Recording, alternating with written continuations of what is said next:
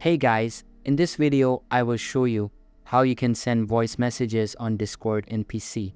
So make sure to watch the video till the very end, and let's begin. So for us to send voice messages on our Discord application on PC, well, we have to install a few things. So first thing is go ahead and open up any browser and go to vancord.dev. Now once you're in the website, you can use Windows, Linux or Mac. You can download the file. Also, if you are using Discord from the web, you can download the web extension as well. For this video, I'm using a Discord web application, so I'm going to download this browser extension. So you can download Vancord from the Chrome Store or use the user script. Chrome Store will be easy. Just click on it and add to Chrome and then click on Add Extension. Once the extension is downloaded, open the Discord and refresh the page.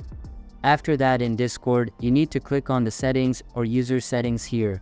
And once you click on that, you need to scroll down a bit until you see the Vancord section.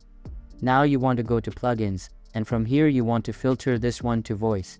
And you'll see the option that says voice messages. Now from here, just turn this on, close the plugins window.